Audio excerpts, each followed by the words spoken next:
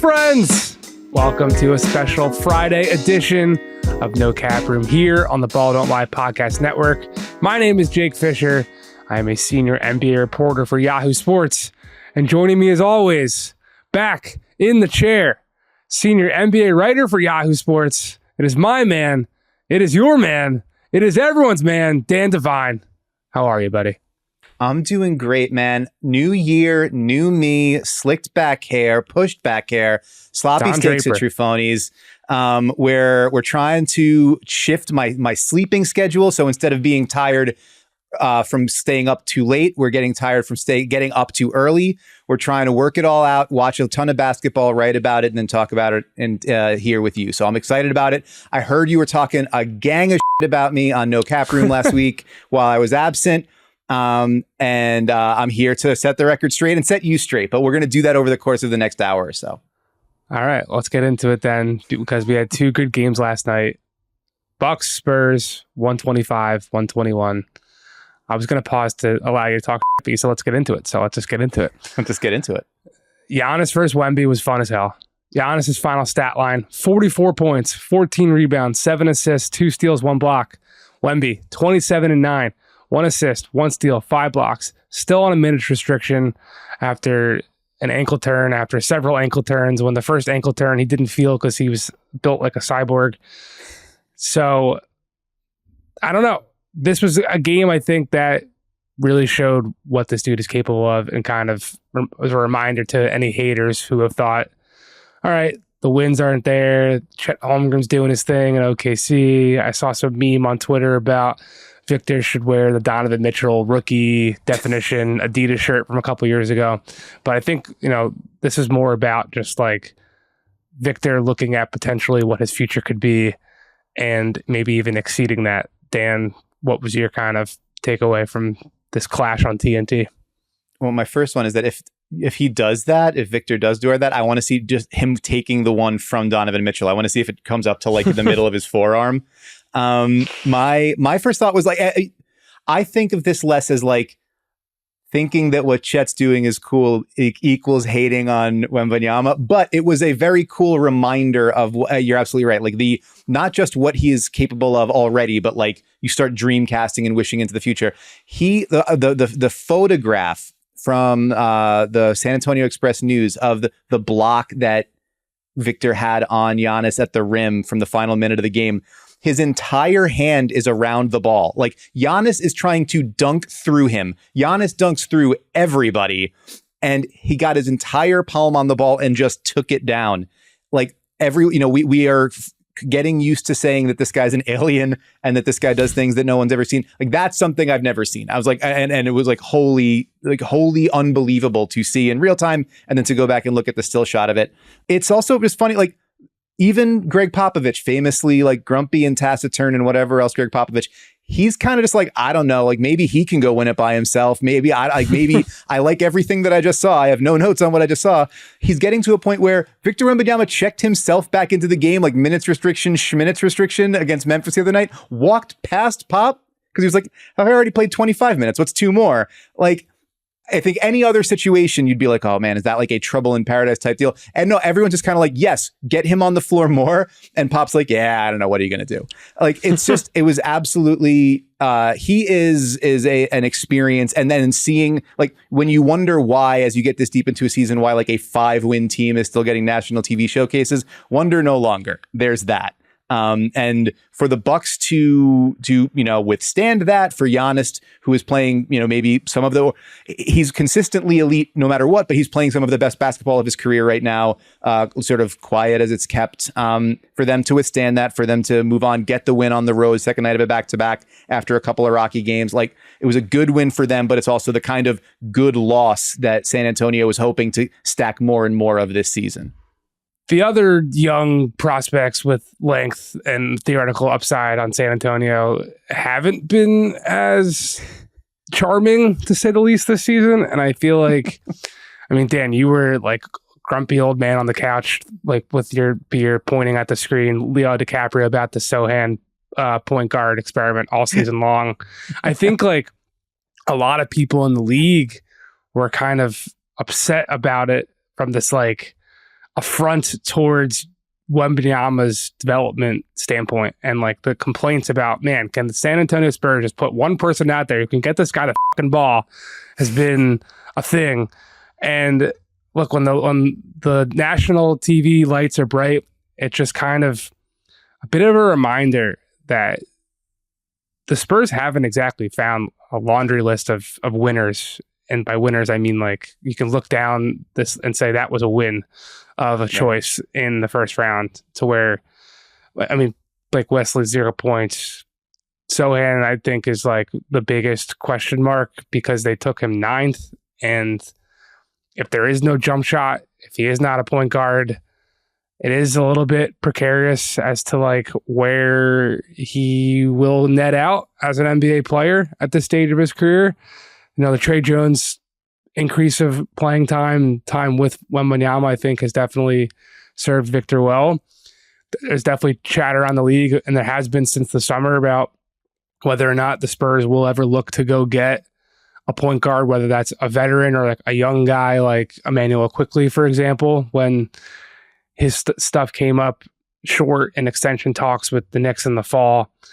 Not saying that the Spurs were like guaranteed to be a suitor, but there was one team that teams were kind of linking as a potential threat for New York to not resign him, which, you know, but those are kind of things that go into the calculus of a Knicks team trading Emmanuel Quickley for OG Anunoby, which we'll get into trade stuff later.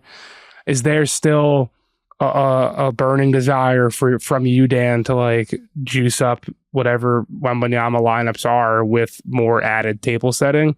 Or are you just getting drunk on Victor Wembanyama going up against Giannis? Why not both? Put those hands together, my man. I think that, I think this is what we've established, is that they are going to be able to put together like a top tier defense with Victor Wembanyama in the middle. Like with the more recent, the injury to Zach Collins, moving him to the 5, letting him roam, and like we've seen versions of it where he's the weak side. Stash him in the corner. He comes over like Time Lord blocking shots. And now we're seeing him as the centerpiece of the defense. They're going to be able to build a good defense around Victor Wembanyama sooner rather than later, in all likelihood. It's about what you can put around him offensively. And I think it was telling in, reading through some stuff recently. Pop recently referred to Victor Wembanyama and Devin Vassell as, quote, our 2 skilled players. And now I don't know exactly what the emphasis was that he put on those words. I didn't hear the audio. I just read it. But it's like, yeah, you're going to need more than 2 if you want to build an offense. And, Devin Vassell lights out last night, 34 points, 6 and 9 from 3. Fun note, his second 30-point game in the last month, and he had never had one before that. So Devin Vassell kind of, things may be picking up for him. But yeah, you need more. You need more hits. They're going to have a ton of bites at the apple in the draft coming up. They're going to have a ton of financial flexibility with which to try to find more pieces to put around them. I think the idea is if you believe in Sohan as a, battery and guy who will go out and guard the other team's best defender, and he can move the ball. Maybe he's not a point guard, but maybe you expand his skill set to where he's a ball mover and a top flight defensive guy and a rebounder. That plus Vassell plus Wembanyama gets you most of the way to a respectable starting 5, but the other ones have to be shooters and passers. And so where they find them in the draft or free agency or in trade remains to be seen. Probably not a coincidence also that Wembanyama had the big game and the offense kind of opened up for the Spurs. Trey Jones got his first start of the season last night. Malachi Branham was out of the lineup, so Trey Jones had to go into the starting lineup and had, I think, 18 points and a handful of assists. More fluidity will open things up more. But I think anyone concerned that the Spurs' first 25 games of experimentation is going to hamper the development of Victor Wembanyama should go back and watch some more of Victor Wembanyama playing through those first 25, 26 games. He seems to be doing all right. Is Milwaukee doing all right?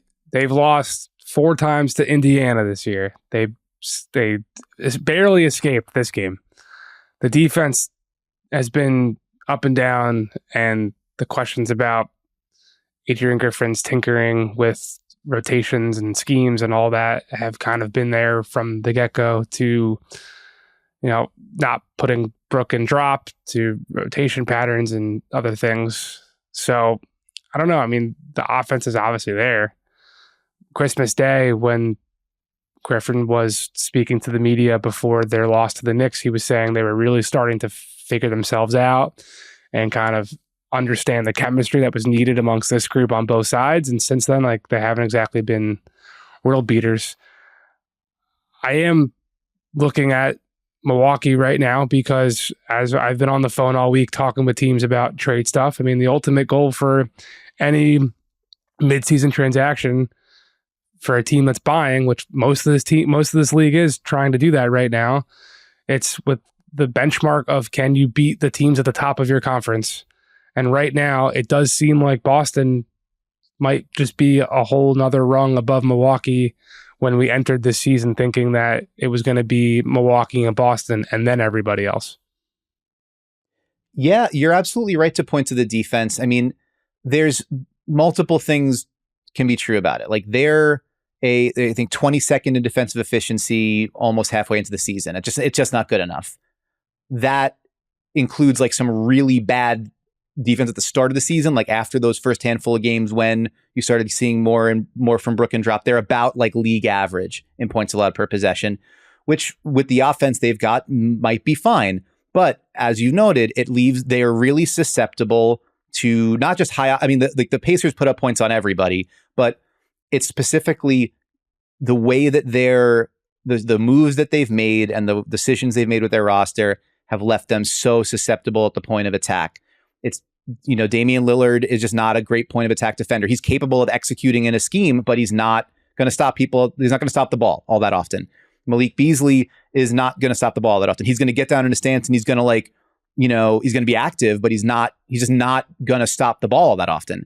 And there aren't a whole lot of guys on that roster who can do it. Like, Adrian Griffin has leaned a little bit more toward, all right, we're going to give Marshawn Beauchamp more minutes. We're going to see what we have with Andre Jackson Jr., second round pick rookie. We're going to, now they've got Pat Connaughton back in the mix, we're going to see what we can do there. They're going to try some more things, but they're also having, like, their pickup points are like almost at half court against the Spurs, who are terrible. And like what came into yesterday, I think 29th in offensive efficiency, ahead of only the Grizzlies, who didn't have John Morant for the first 25 games of the season. And then the Spurs score like a top 10 offense against the Bucks because the Bucks are just basically giving them driving lanes at the basket. So like that can't continue to happen. And Giannis has been, he's indicted as part of it, but he's also been kind of clear about it. He had a great quote the other night after they got their doors blown off by the Pacers, as you noted, talked to Eric Name at The Athletic. And the quote is, "I've been a part of a few teams that have been number one in defense, but at the end of the day, it's all about pride and effort. If you have no pride and you don't put no effort in it, you don't get no results." Says later, "I believe if we lock in as a team and figure out that we cannot let a team score 140 points on us and we're trying to score 142, you cannot be consistent that way. So we have to be able to guard." Like, he knows it. Adrian Griffin knows it. Everybody knows it. The question is, what can you do about it? And Adrian Griffin continues to seem to be of the mindset of like more aggression, higher, pickup points, trying to create a little more havoc as opposed to being more conservative. That's going to serve us in good stead when we get into the playoffs. And maybe it's just, get Jay Crowder back. Maybe it's, can you find, I don't know if they have any second round picks in the couch cushions that they can find out, grab out someplace to get themselves into a trade discussion. But like, it feels like the answers to what they need are not there right now. And I don't know where they get them. The Golden State Warriors are searching for answers too. Draymond Green potentially on the return sometime soon, but dropped an 18-point lead with 6 minutes and 35 seconds left in the closing game of our TNT doubleheader last night at Chase Center to Nikola Jokic and the Denver Nuggets, where the big man hit a ridiculous bank 3-point shot off the dribble from a couple steps inside half court to finish with 34, 10, and 9. He's just unfathomably great, man. He just does the thing that is needed to be done to win games every single night, and it's still a joy to watch. Yeah, I mean, you're used to seeing those shots in Warriors games pulling up from 40, but it's the little guy doing it. It's not the guy who looks like a mountain came to life. Jokic has missed five shots in the last 4 games, which is insane. He is very much in that MVP discussion yet again. Him, Joel Embiid, Shai Gilgeous-Alexander, Giannis, Luka Doncic. We weren't going to talk MVP here on the show, Dan. Come on. This is the extent of it. We're putting it into little brackets. But the fact that, I don't know, I mean, I guess you could have a glass half full, glass half empty view of this. Part of this could be that was an extraordinarily impressive run by the Nuggets, a team that like knows who they are and what they're trying to do, and Michael Malone knows what buttons he can push, and what he's going to get out of his starters, yada yada yada. That's a championship team with a championship close to a game, not getting rattled on the road, whatever. Or you can look at it and say, the Warriors just keep losing these really bad games. Like, I think this is the 5th time they've blown an 18-point lead, which is pretty rocky. There was like the 24-point lead against the Kings the last night of the group stage of the in-season tournament. 22-point lead to the Clippers in early December. A couple of big leads they blew to Oklahoma City before overtime losses. Now they've lost 4 of 5. It feels like forever ago. They were 5-1 to start the season. They're 11-17 since that. They're just kind of flailing. And obviously the Draymond suspension is a big part of that. Klay Thompson's up and down season is a big part of it. Steve Kerr seeming to not necessarily know who to play and when is a big part of that. There's a lot to sort of still get figured out here. The thing that I keep coming back to, and it's a glaring one from last night. So we've got the discussion about like, is Moses Moody in the rotation or is he out of the rotation? Is he a piece that they care about? Is he a piece that they don't care about? That's very, still up for discussion. But Kerr tried 7 different lineups in the fourth quarter, 7 different 5-man units, and not a single one of them included Jonathan Kuminga, who didn't play for the last 18 minutes of this game, despite having been put up 16-4-4 through the first 2.5 quarters, and looking like one of the only guys on the Warriors who had the physicality and athleticism to kind of go toe to toe with that Denver front line. And he just didn't get back in the game. And part of it is we were rolling really well. We had a great third quarter, 44 points. Andrew Wiggins was playing great, just kind of didn't get back to him in the flow. But then part of it is like, if you have Steve Kerr is searching for answers, and it seems like he kind of keeps opening up the wrong door and going like, oh, there's nothing behind there.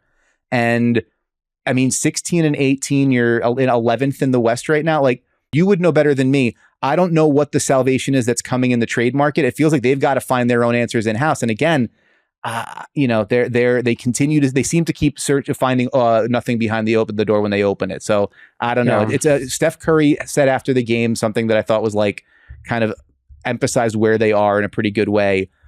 You don't want to be in a position where you're having to explain your way out of bad losses, but that's just who we are right now. Yeah. It's not who they've been for most of the last decade, but it is who they are right now. Yeah, 2 things. I mean, on the Kerr stuff, we saw it in Manila during the World Cup, and it's kind of also been the undercurrent of the entire 2 timelines discussion that hasn't really bubbled to the surface, is that they've never really found consistent minutes or roles for any of the young guys. Like right now, Pods and TJD are playing plenty of minutes. I mean, Trace Jackson Davis was in the closing lineup last night, but there's no track record or history in Golden State to suggest that both those guys are going to be in the rotation come tomorrow. You know what I mean? And that's a challenge that I think we're seeing in Los Angeles right now. We'll get to that in a second, just to the trade stuff. Look, I think when Draymond went down, there was a lot of conversation in and around Golden State that like this was their period to evaluate Jonathan Kuminga and Andrew Wiggins as well, but primarily Jonathan Kuminga. And like those are the team's 2 pieces to go out and do something. Like, I don't think they're gonna put those salaries together and go try and get Pascal Siakam, but like that's kind of what they really only have to do in terms of high impact whatever. Like if they're gonna try to go around the margins and maybe, Moses Moody, to your point, like try to flip him into something, because he's shown enough that I'm sure other teams would like to try to take a gamble on him. I just don't know how they're getting like a real difference making piece if they're not sending a Wiggins Kuminga package out the door. I'm not saying that Golden State's ready to do that yet, but that's just the reality of what this roster looks like. And I was just going to say with Kerr, like it's just hard for any of those guys, I think, to be, I mean, it's the classic cliche trope of like, be ready. Like if you're always staying ready, you don't have to get ready. But like it is these are human beings at the end of the day. And like, it is a challenge to like never know what exactly is expected of you because you're never going to know when you're going to be called on. Yeah, especially for a young guy, you know, where you're trying to establish yourself, you're trying to build something, you're trying to, you know, put yourself in position for the second deal, the first big contract. And how do you do that if your role and opportunity and touches and whatever else continue to diminish, even as you produce and show what you're you try to execute what's asked of you when you get the opportunity. Like that's got to be a difficult thing to navigate. And now we've given some glass half empty for the Warriors because coming off of another, you know, collapse, it's warranted. Glass half full. You know, we always try to operate with optimism and juice here on No Cap Room. They are 13 and 14 in clutch games, which is disappointing, but it also means that like they're pretty much every one of their games has been within 2 possessions late. You know, you flip a couple of those and then all of a sudden you're talking about like a 21 and 13 team. And that's, you know, things look a lot different.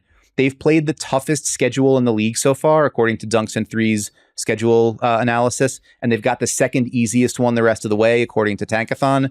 Draymond's apparently getting ready to get back. Steph is still Steph. And, you know, Clay is started to look a little bit more like himself. I think like 39 or 40% from 3 over the last 15, 20 games. As you mentioned, productive minutes from Pajemski and Trace Jackson Davis. Like there's some stuff to feel good about. You would just love to get some consistent, you know, run off a few wins in a row where you actually have like a set rotation and guys in set roles and set expectations to give you something to kind of build off of moving forward. Because right now it just feels like they're flailing. Yeah, the Lakers are certainly flailing. They've lost 9 of 12 since their big momentous moment on the podium with Adam Silver in T-Mobile Arena. And The Athletic comes out yesterday, Thursday, with a report about, quote, growing disconnect between Darvin Ham and players, which I've definitely been hearing about behind the scenes, you know, dating back to Vegas. Like, I think Lakers fans and people around the team it started with the questions about Austin Reeves' playing time, you know, where he was coming off the bench and then they sent D'Angelo Russell to the bench. And look, LeBron hasn't wanted to play point guard since like 2017 with the Cleveland Cavaliers. So we're now 6 years later. LeBron's inching on the doorstep of 40. And the last lineup that Darvin used before the game where they lost again, and then this article came out, had LeBron and 4 power forwards. So it's something that, like, I mean, the Lakers are already a pressure cooker for a head coach. We saw it at the end of the Kobe Bryant tenure with all the Mike D'Antoni and Mike Brown and quick changeover there. This regime, run by Rob Pelinka, let go of Frank Vogel the year after he took them to a championship. So when you look at Darvin Ham, who was in interviews forever, and it's kind of similar to Adrian Griffin, if he does, you know, when guys are knocking on the door of getting that head coaching job for a long time and don't get it, there's definitely some type of reason behind it at a certain point. And Darvin's main selling point when he was hired in LA was that he was going to be able to hold these stars accountable. That was the thing. They were looking for someone who'd be able to get on these superstars and what have you. And you've got AD and LeBron complaining about the minutes behind the scenes. You've got Darvin. Whoa. We don't know which of the 6 sources in that story would have been who. I'm saying they're complaining about it. Oh, stop. They're talking about it on the record in the post-game locker room about we got to figure out lineups and whatever. Meanwhile, Darvin has, since Vegas, just continues to complain, or not complain, but I guess pinpoint their shortcomings on health. And look, not having Gabe Vincent, and I know from conversations that Ham was definitely a big fan of Gabe Vincent and like saw some of himself in Gabe Vincent and was expecting that to be a big piece of this puzzle. So not having him does hurt. And from an overall asset standpoint, and like to think about how the Lakers can get out of this mess, not having the player you signed to a 3-year mid-level hurts. But no one else in that team is making excuses for the health stuff besides the guy who's pulling all these strings with the rotation. And I mean, I think this is the tip of the iceberg of this guy being legitimately on the hot seat right now. There's just a lot of chatter from people around the organization that he's not the guy that's going to be able to get this thing over the hump. And now look, they were able to overcome whatever it was, like a 2-10 start last season to make the Western Conference Finals. So he's proven the ability to right a ship and steer them out of stormy waters to some beautiful island somewhere else in the postseason picture. But like, the noise is very loud. There's a lot of people very frustrated, a lot of agents calling the front office frustrated about their guys not getting the right opportunities. And if you do want to look at potential trade scenarios, the strategy of like re-signing D'Angelo Russell to a theoretical tradable salary at $20 million, like, I'm not seeing and not hearing from my calls around the league a ton of interest in that trade chip coming back. I don't really know what the Lakers are going to be able to do to upgrade this team if they're not sending Austin Reeves out the door, which of course they don't want to do that. He's their third best player.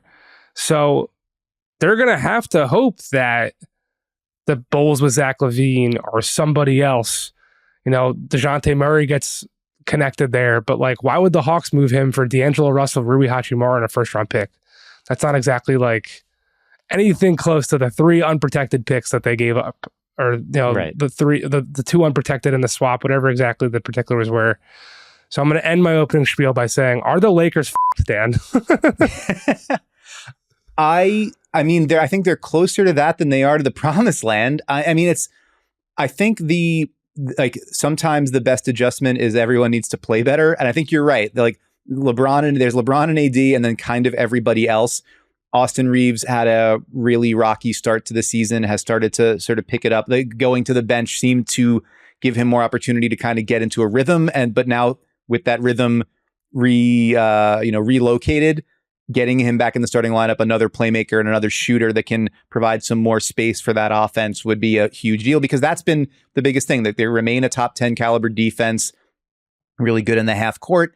They just don't have enough shooting and scoring, which has been the issue going back 2 seasons, right? It was the issue before the Russ trade. It was the reason for the Russ trade. And it was less of an issue late last season, but it was the argument for, we get D'Angelo Russell, we get Malik Beasley, we elevate Austin Reeves, there's more guys who can shoot. And then they get to the Western Conference Finals in part because, like, yes, some of those things worked. And Rui Hachimura all of a sudden becomes a stretch 4. And, some of these things panned out. And then the question was like, are you paying for that? And then it's not going to continue once you've paid for it. And so far, the answer looks like, actually, yeah, D'Angelo Russell and Rui Hachimura, who were not the answer for like middling to bad teams for several years, are also not the answer for you.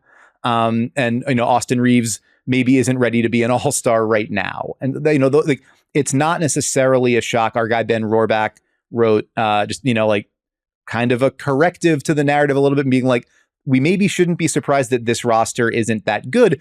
In fairness, people like me, and I know you, like, we talked about the Lakers winning the offseason by retaining their guys and adding depth and adding shooting and adding options. And it just has not looked like that so far this season.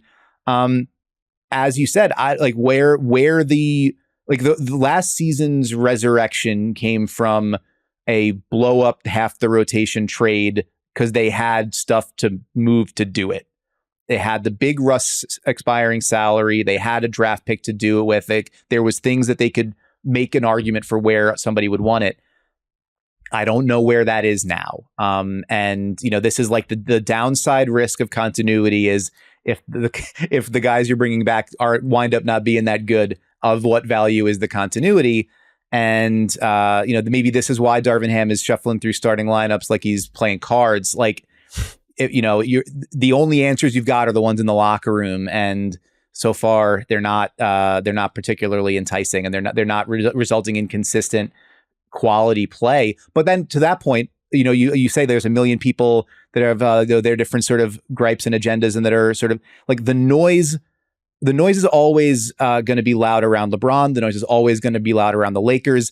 You put them together and it's cacophonous. And this is kind of the cost of doing business for both of those brands, for lack of a better term. Yeah. Especially if you are when he's in the last couple of whoever knows how many years left of his career.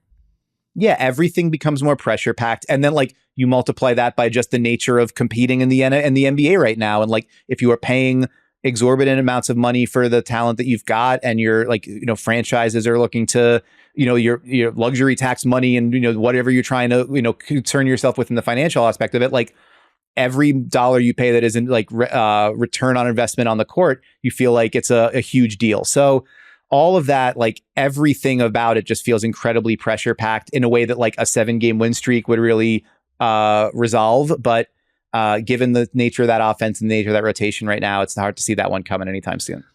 Yeah, these are the perils of locking yourself into teams with 2 and sometimes 3 supermax contracts. That's just what it is.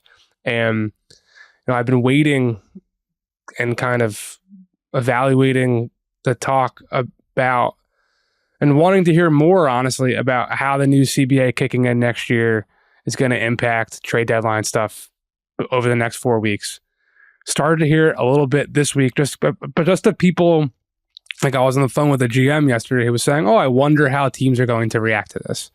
There isn't right now like a clear idea of, okay, there's going to be some teams who are just selling off their long-term deals to, Gordon Hayward, for example, is a name that will be talked about plenty between now and February 8th because he's an expiring salary, but he's a big number that maybe the Hornets would be willing to take back future money to help another team. And it could be a little symbiosis there for some type. I'm not saying Gordon Hayward to the Lakers, although he's definitely a name I would keep an eye on just for who's available and the slim pickings there. There's not many sellers right now, as we've kind of been alluding to over the last couple of weeks. But like Phoenix is definitely a team that keeps being mentioned to me. Like they're super active. They're calling. They're trying to find backup point guards. And the team on the other line is saying, what do you got to give us, man? Right. The Celtics definitely would like to find a couple of other guys. And it sounds like in the front court behind Porzingis and Al Horford, as much as they love Luke Cornett, and like there's just limited salaries there. Like if you are going to want to go get someone of real value, like even, Chris Boucher, for example, is someone I know the Celtics have liked for a while. He's at $11.7 million. You're going to have to give up someone good to go get someone good. The Clippers, they have some wiggle room because they were smart about trying to figure out ways to get Mason Plumlee on a veteran minimum, Russell Westbrook on a veteran minimum. They already have those mid-tier salaries like Norm Powell and Terrence Mann, although I think they've said all along, doesn't seem to be any real interest in moving on from Terrence Mann. So, and Norm Powell, you swap out those two guys, the James Harden, Paul George, Kawhi Leonard, Ivica Zubac 4-man lineup with either Terrence Mann and Norm Powell. Both those groups are like top 10 in net rating in the league. James Harden to Los Angeles has certainly worked out. But then you go down to Minnesota where like there's all these talks about, if the ceiling doesn't really work out this year, will they be able to afford Cat and Ant and Gobert and Jaden McDaniels as salary kicks in? And then you're going to have to re-sign Mike Conley next year, who by all accounts has been like a godsend for that team after being the other team involved in the Lakers, Utah, Russell Westbrook 3-team deal that we talked about earlier. It's going to get increasingly harder for teams to figure out ways out or like adjusting these big money plans when you make them. And I do wonder how many teams are going to start thinking about those concession opportunities or pivot points when they're putting together their rosters on paper, because it was always easy to be like, all right, let me look at Brooklyn. As bad as they are right now, you can put together 3 guys and you can send out 4 years of draft capital for James Harden, but you can get it right back for Kevin Durant. Like, I don't know how seamless that type of life cycle changing is going to continue to be when the penalties with the second tax apron are going to be so stringent. So this is, it's a larger conversation about the like incentives or the ideas and the incentives behind instituting that more punitive second apron and the harsher luxury tax penalties, and why a league would want to make it more difficult to aggregate superstar talents in those ways. And I think it's sort of like the quiet, or maybe not even that quiet, but one of the like sort of driving thrusts of Adam Silver's commissionership is like David Stern would make jokes about like his ideal finals being Lakers versus Lakers. And Adam Silver seems to want the NBA to be a little bit more like the NFL or English soccer. And where it's, I mean, I guess English soccer is not a great example because that's like the three teams that spend more than anybody else, and then everybody else is fighting for fourth. But or whatever the actual numbers are. I'm sorry, I'm idiot American. But the goal is like as many teams as possible having as good a chance as possible as winning something and competing late into the season and maintaining fan interest and playing competitive basketball into the end of the season. Hence the play-in tournament. Hence the in-season tournament. Hence mechanisms making it harder for teams to put like 3 $45 or $50 million players together without strip mining the rest of the roster. And maybe that winds up being a net positive for the competitive balance in the league. I mean, there's an argument to be made that like for people like us, at least, like there's someone worth watching on every team every night, basically, because there's more talent than ever and there's more talent dispersed than ever.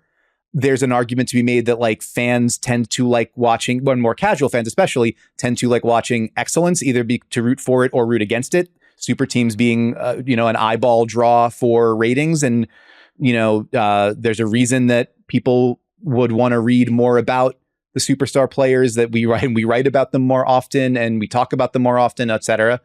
I don't know if it's going to wind up being a net good, like for the way the league operates and for the way that it, stokes interest and the way that the discourse and discussion around it goes. But I know that you're never going to stamp out a team being like, F it, let's go for it.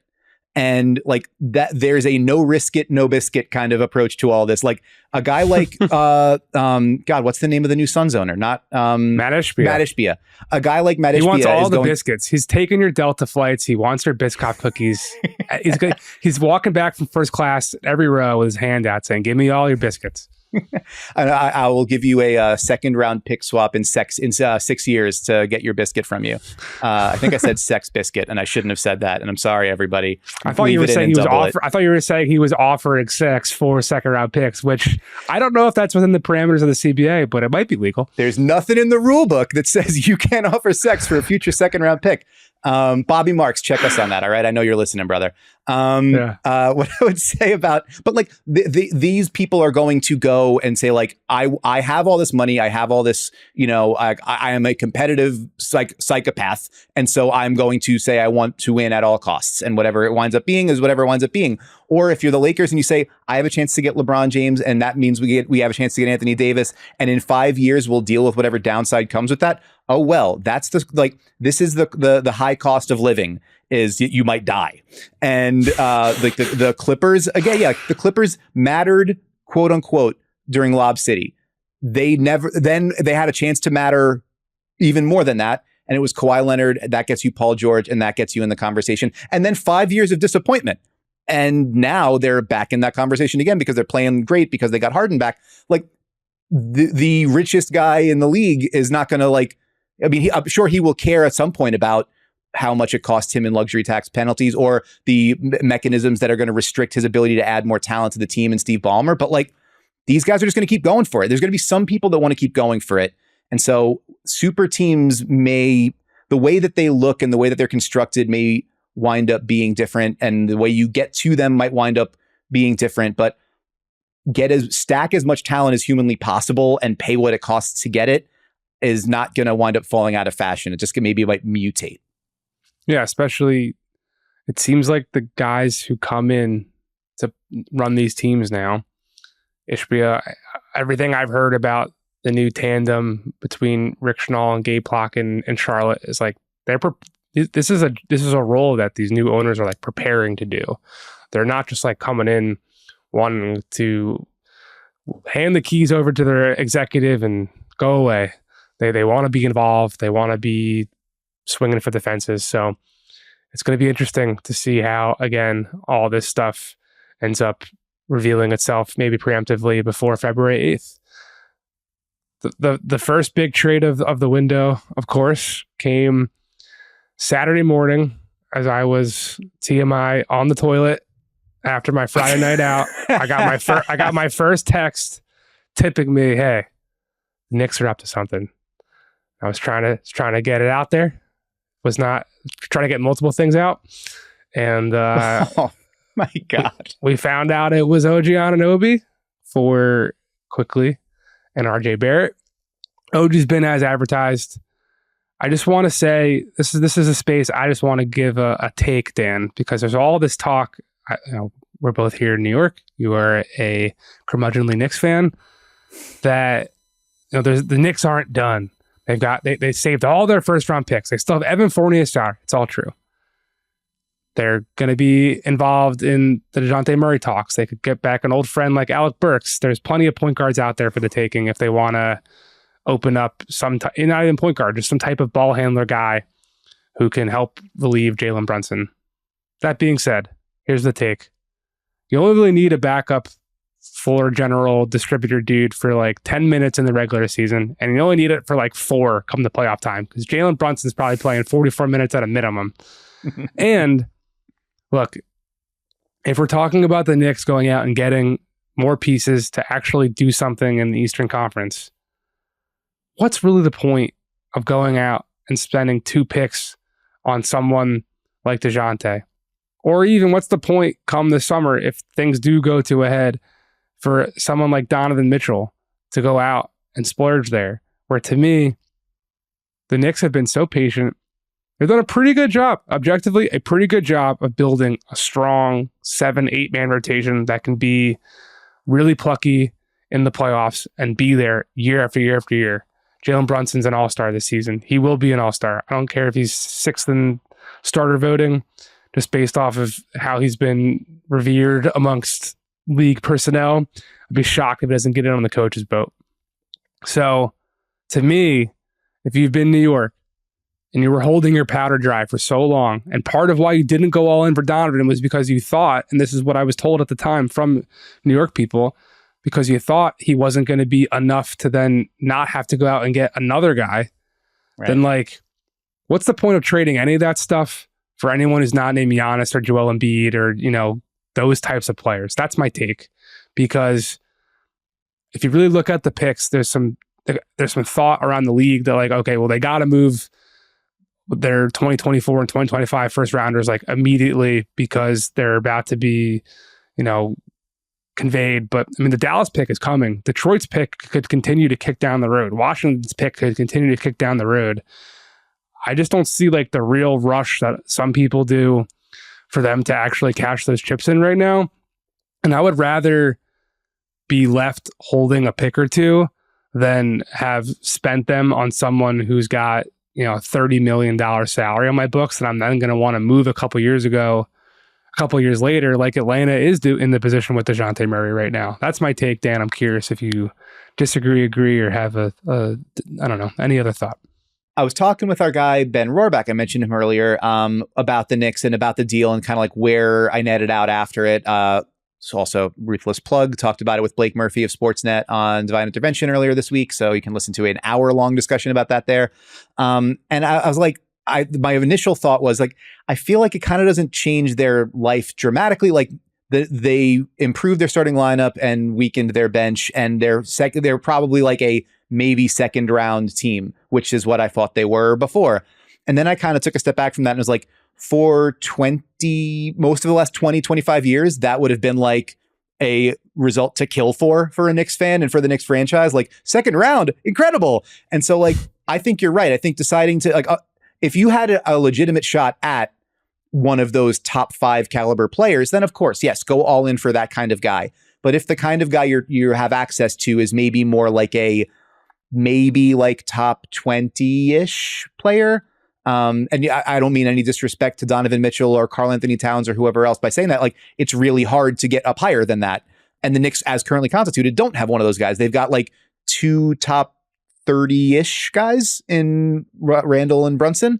And so like maybe you can argue that getting another guy in that sort of realm, the just like overall aspect of now there's several of those guys. And so that elevates you even higher. But like the last thing they need is the hardest thing to get. And so you don't want to run out of, options that might allow you to get that down the line. That said, I don't know who that guy's going to be. It's like you're not getting SGA out of Oklahoma City. You're not getting the guys that I just mentioned out of their current states, as long as those teams continue to be like championship caliber.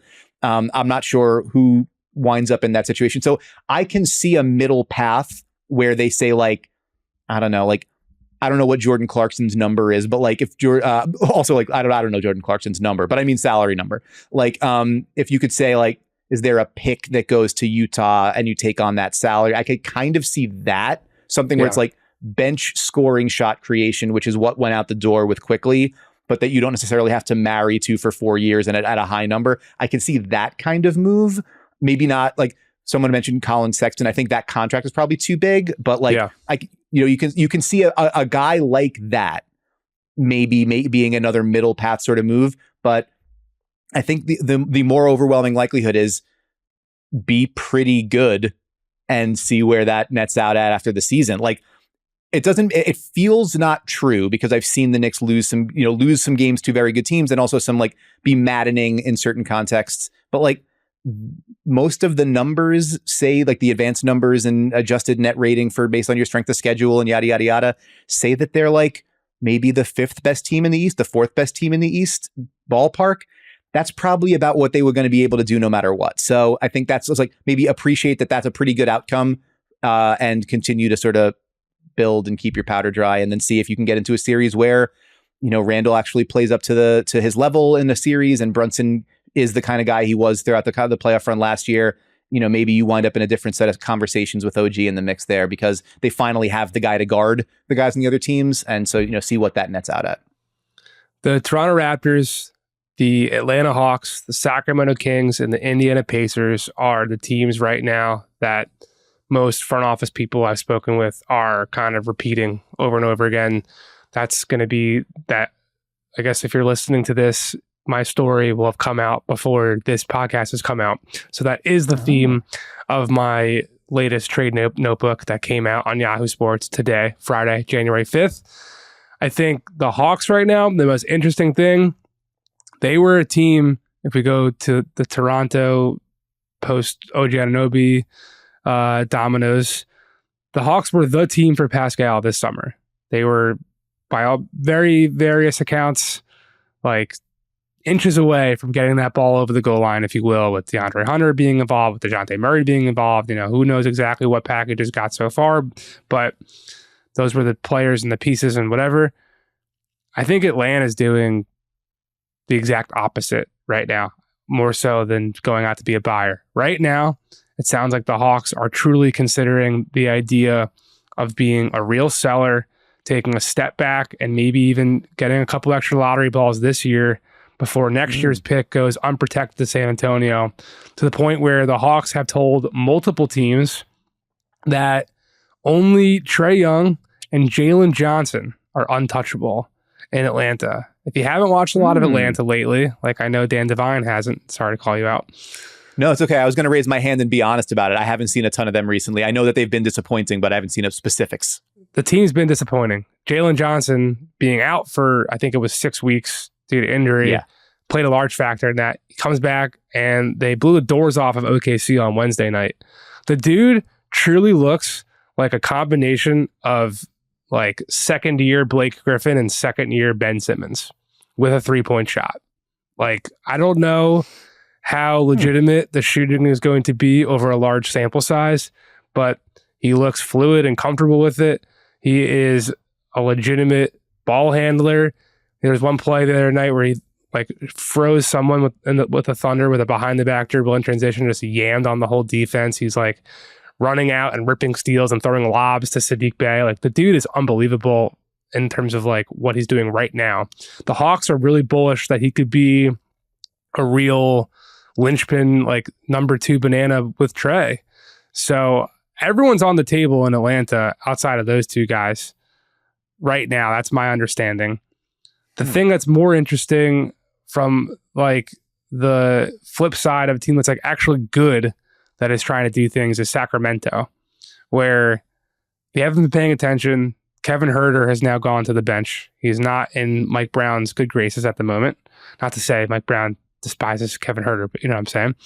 Chris Duarte's in the starting lineup right now, which is a interesting, more defensive-minded fit he's only really playing a couple of minutes when he's in there, but that's neither here nor there.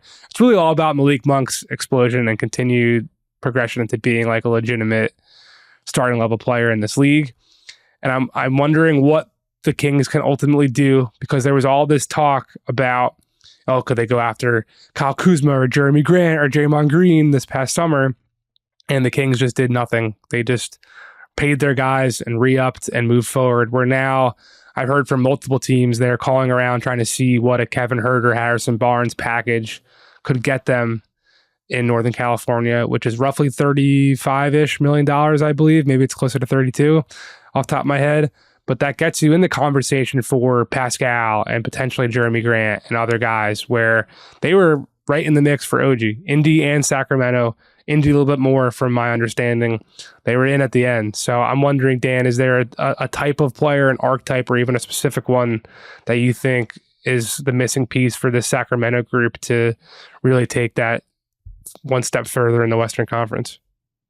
Yeah, the name that I went right away to, because I added those numbers up, and you're like, yeah, that's like 32.7, around 33 million. It's like that and a pick gets you into the Pascal conversation. And when I was talking with Blake Murphy of Sportsnet earlier this week, he had said like he thinks that the kind of package that the Raptors would be looking for, based on what they did in the OG deal, that brings back Emmanuel Quickley, brings back RJ Barrett, they're probably less likely to say we want the 3 draft pick trade, and more like we want the couple of rotation players trade, because we are trying to figure out what fits around Scotty Barnes as we move forward. And it's like, you can see Kevin Huerter as a shooter, a guy that's a volume shooter around Scotty Barnes as they try to continue to add space to the floor there. A guy who's been in playoff series and been in big games. Harrison Barnes, obviously great vet, respected around the league. Another stretch 4 kind of guy that could maybe create more space around Scotty Barnes. So that whether that package would be of interest, I have no idea. And then also I think probably would depend on when the pick would come and what level of protection and whatever, all the stuff that gets negotiated down, if those player types would be of interest, and those specific players would be of interest for Toronto too. But Siakam, yeah, we talked this summer, one of my, I think the Kings were one of my most interesting teams entering free agency, because that was my question. Where do we find the Aaron Gordon for Domantas Sabonis' Jokic? And Keegan Murray's Michael Porter Jr. Right, for sure. And so there's an argument to be made.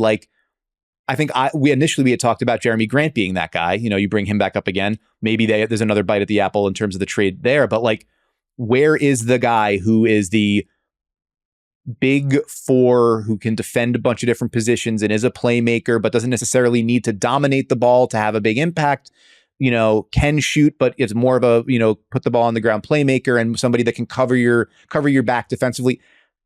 I don't know that Siakam's a 1-to-1 perfect fit for that, but I like it a hell of a lot more than a lot of other options. And, that feels like it feels like something that makes some sense if we're trying to connect dots between buyers and sellers and, who's out there. But obviously a lot of that would depend on just, Toronto finally deciding that they are actually going to go all the way with making these moves, which it sounds like they're more open to it. Obviously, the Anunoby deal suggests that they're more open to it than they've been.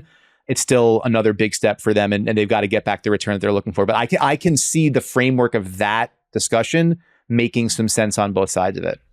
I definitely agree with the notion that the Raptors are looking more for pieces than picks right now.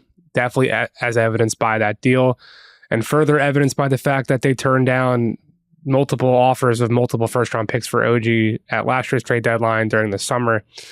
And I think there's a chance that Pascal Siakam would still be open to signing an extension there if trade deadline comes around and the Raptors decide that that's their best course of action. They're undefeated since the trade, 2-0. Who's to say? Break them up.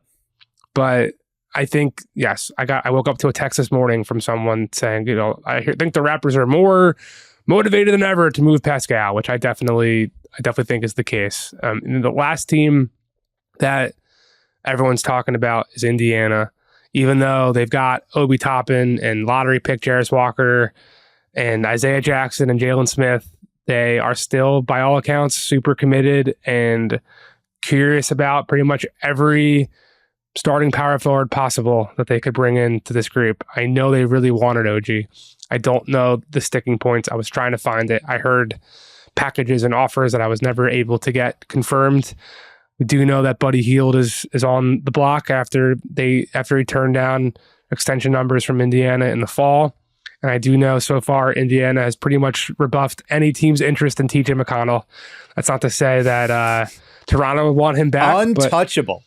That's another, I mean, a lot of teams would love to get TJ McConnell. He's arguably the best backup point guard in the league on a great salary, and teams just keep being told by the Pacers, no, you stay away from our TJ. You cannot have our TJ. So I don't know what the Pacers are going to end up doing, but I'm going to continue telling the people to keep your eye out on Indiana, the host of the All-Star game, to do something here to try to move this ceiling closer to a real legitimate playoff team, which it seems like is their goal, with Tyrese Haliburton becoming a true star and Rick Carlisle pulling the strings on the sidelines. Well, yeah, they're a half game out of fourth in the East, right? Like it looked like this is actually one of the things that is most damaging to the Lakers case is like everyone's like, oh, well, the post in season tournament dip, like everybody's, the Pacers are really hurt. And then like the Pacers actually have won 5 straight now. But the way that they've done it, and you mentioned Buddy Hield being somebody that's on the block, also just sort of feels like Buddy Hield is perpetually on the block constantly. Yeah. Everywhere he has been and will ever go, he will be on the block because everybody wants shooting, but they also want a little more other stuff. And Buddy has never really been able to do that. But he goes to the bench because they decide, the Pacers at a certain point, Rick Carlisle was like, maybe we try a different group of guys as we continue to get busted up every single night defensively. And so Buddy Hield goes to the bench, Ben Mathurin goes to the bench, Obi Toppin goes to the bench. In come the closest thing that they have to more defensive-minded personnel, which is Andrew Nembhard, Aaron Nesmith, and Jalen Smith at the power forward spot next to Miles Turner. And like, they're doing pretty well. They're, 5 straight wins. They're allowing a little over 115 points per 100 possessions in that 5-game stretch, which was like league average. And like, Jesus, if the Pacers could be a league average defense, they might win 60 games with that offense. And so like there's a question of, I think they know that they're not going to be a defensive, like this is not going to be a legitimate defensive team without personnel upgrades, without getting another guy who can be, as you mentioned Anunoby, but like somebody who guards the big wings, because Aaron Nesmith tries his ass off at it, but is 6'5", and there just isn't, you're not going to be able to do that and rely on that consistently. So where they could look for that kind of player, I think it's hard to see. Siakam is another name I know they've been connected to. He's not exactly that kind of guy. But it would fit into that, where you're looking for an upgrade at power forward, makes some sense. But they are also in the sort of enviable position of being closer to the start of a rebuild than, needing to be, pushing for a title, and also being, I think, better than people realized right now. So they're in that sweet spot where it's like before the pressure of you got to go for it right now starts to mount, and you can afford to be opportunistic. So especially because, you look at that their books, and there's like that partial guarantee for or the team option for Bruce Brown for next year. So that's like, I think they would want to keep him around, but also he's out of the starting lineup now too, I think. So like there are some pieces that they could move with, and they've got some money that they could move around, but they don't have to, because they're in the honeymoon period, because Tyrese Haliburton has been that transcendent and gotten everybody that energized. And so they're playing with house money a little bit. Just one last thing. I wouldn't be so certain that the Pacers want to keep Bruce Brown around, just from the thought that super tradable contract with that team option. Like, yes, absolutely. No, I thought you had something else to say. Nope. Nothing else to say. Shutting my mouth. That's all we've got for you today then. Thanks to John Gennaro for doing all the things he does to make the show look and sound great. He also looks great. He does. Subscribe to Ball Don't Lie on YouTube and whatever podcast platform you're currently listening on, and leave us a 5-star review. We thank you for listening. We'd appreciate it if you came back again next week for another episode of No Cap Room.